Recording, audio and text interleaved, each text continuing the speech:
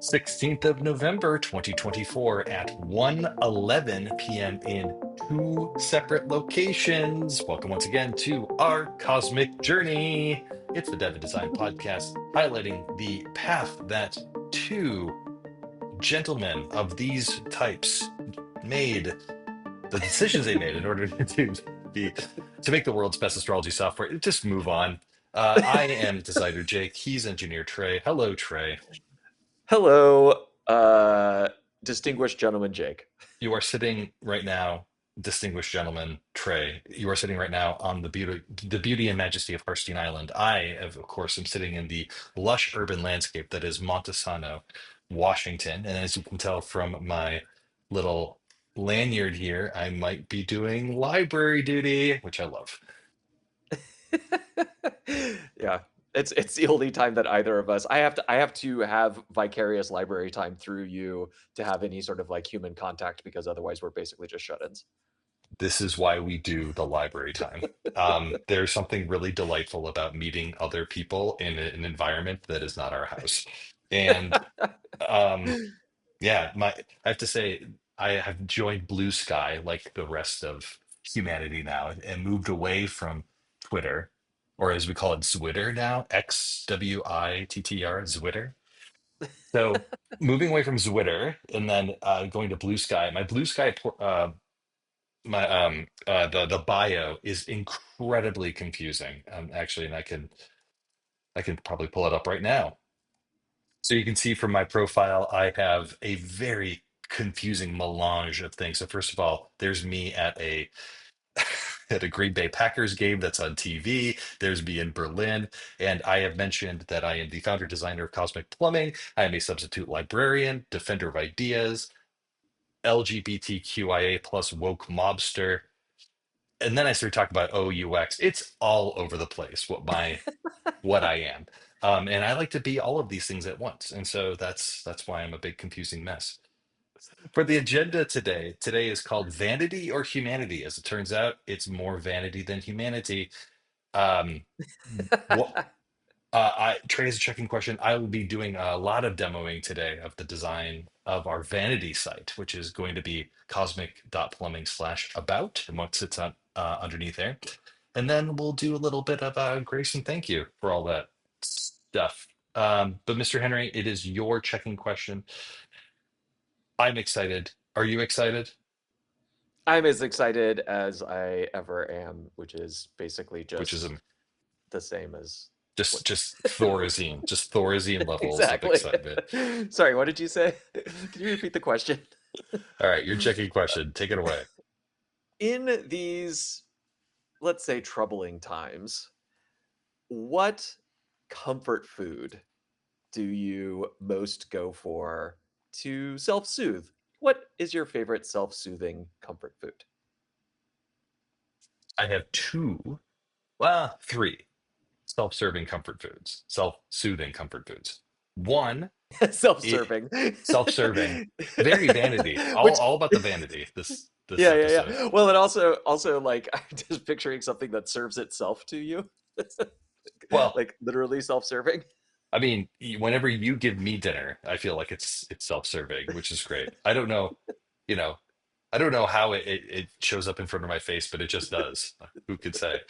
But for me, the self-soothing candies or foods are anything sour candy, anything in that realm, great.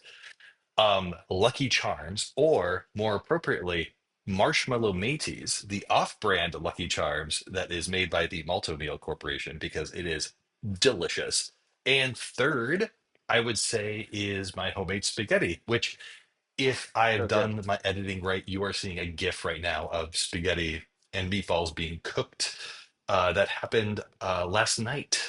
So very, and we're very excited because we have a dinner planned with our neighbor today, and I love that. What about you? What is your self-soothing foods? Yeah, I recently I rediscovered the extremely trashy and very unhealthy but a food from my childhood, which is the canned corned beef hash. which you fry in a pan and then put an egg on top of. It is It's not terrible. delicious.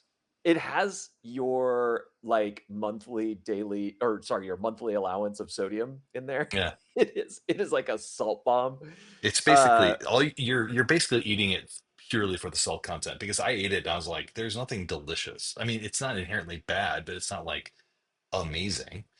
yeah, I mean, a big part of it for me is like the nostalgia of it, you know. So Right. it's like there's a yeah, there's like a comfort has isn't just about, for me anyway, comfort food isn't just about um the quality of the food or anything like that. It could just be because it was something that was used in or something that you prepared or ate in times that were comforting and better and stuff. So I it's all wrapped up for me in like Saturday morning cartoons from when I was a kid, and yeah, I was just eating the Lucky weekend. Charms while watching Saved by the Bell. You were eating corned beef hash and eggs. Eating corned beef hash and eggs and watching Transformers. And watching Transformers. You know, we're getting to that age, by the way, where things don't have to taste like anything. All they have to do is smell and have the texture of those things. And our brains, because we've got no taste buds anymore, translates all of that. So basically, you just need a corned beef texture with lots of salt. So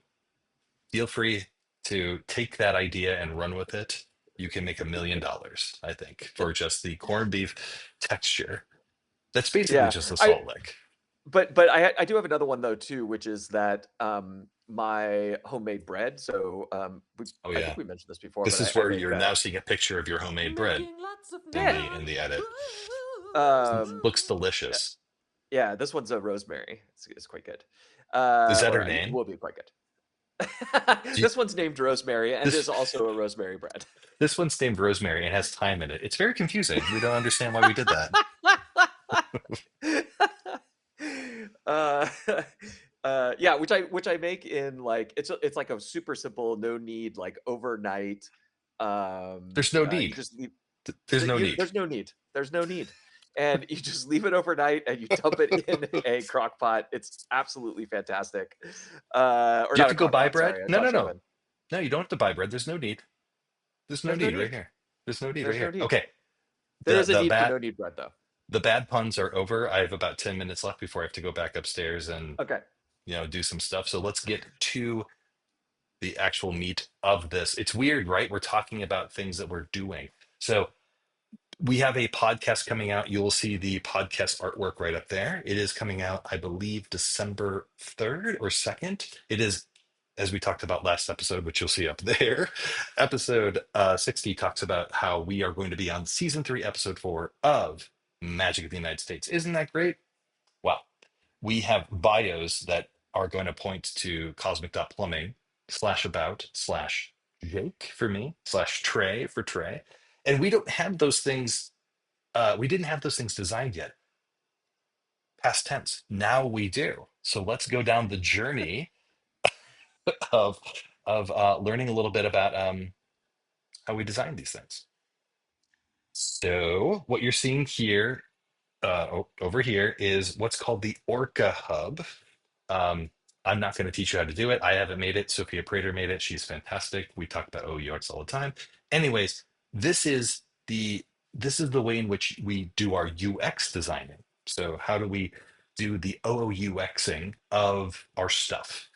We do it through here, and it's in Notion now. No one's excited about Notion, but you know what? That's fine. So there are 5 objects that we deal with when it comes to our vanity: the podcast, or our podcast. As it turns out, we got more than one. Whether it's Jake or Trey as a person, a video that we created, a post, or some type of thing that was written about us. And if we did a podcast appearance, you'd be like, these look terrible. But then if I click into it, it looks so much better. Look at that. Anyways, the images look like that. But the thing here is that you're like, well, that's a lot of objects to have. How are you going to make this all happen? And as it turns out, what you can do here is you can start downgrading some of the objects. So the person is a full object. It will have a detail page, it has a card. The video has a card and a detail page. But things like the post, we're calling that live metadata. So there will be a card for it, but it'll just link off somewhere else. It's not something that we're going to have a lot of detail about. just yet. Like maybe later we would do that. The podcast appearance also would just link off. And then we've got this podcast phase one and podcast phase two. There's this thing called dead metadata. So that's non-clickable metadata, that kind of thing. And you go through all of the Orca stuff and you start prioritizing stuff, blah, blah, blah. You get to this thing after doing the prioritization, you get to the prioritized object map. So these are all of the pieces of core content, metadata, and relationships that will exist and connect one another. So you see that a video has people in it, a person has posts and podcasts and videos. And so that's all good and all. But like, let's actually see the design. So you do all this stuff, and then how does the design look from there?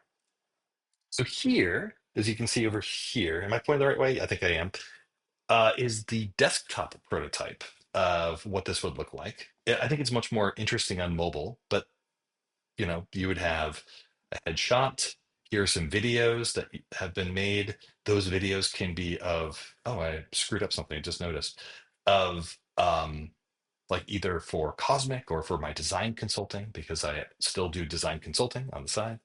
Podcast appearance, there's articles, podcast produce. So what you're seeing here on mobile is the light mode of what the vanity site's going to look like. But you can also switch to dark mode. Ooh, and you're like, oh, what a nice video. Ooh. Oh my goodness, what a nice video with episode 60. I love that episode. I can see it right up there. I would love to see more about this episode. So I can click on this to play the episode, or I can click here and I can get more detail in light and dark mode, of course. So, oh, look, it's got these two people. That's not Jake Skusk, it's Trey Henry. What the heck? And then there's a description, there's a transcript. Fantastic. I can click on it. You can't see that, but all of a sudden it did open YouTube. How great is that? And yeah, that right there, oops, that right there is a little bit of the vanity stuff that we are doing. And yeah, we're excited to get it done. Trey did a wonderful job of getting me set up now so that I can start creating some of these components and start doing this together, like doing the code for this and putting it together. I know he's not excited about me contributing to the code base, but that's okay for him. How are you feeling about all of that?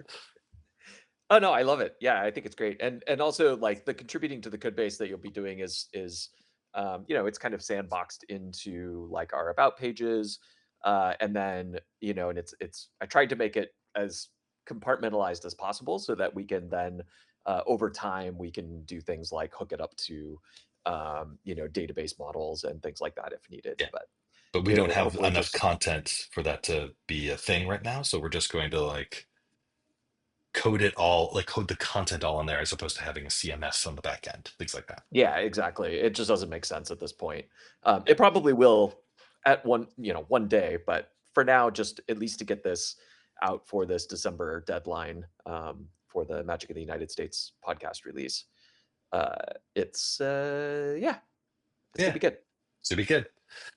3 minutes left. What should the viewer do with themselves on this rainy day here in Montesano, Washington? Get your favorite comfort food.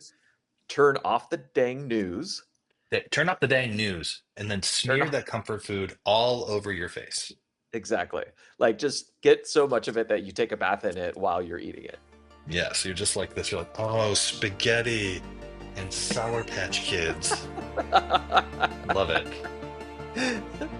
Go get some of that. Go get some of that comfort food. Go get that comfort food inside your belly and have yourself a beautiful and wonderful Saturday, whatever day you had watched this episode. We love you very much. We look forward to seeing you again next week and very soon. Take care and goodbye. Bye.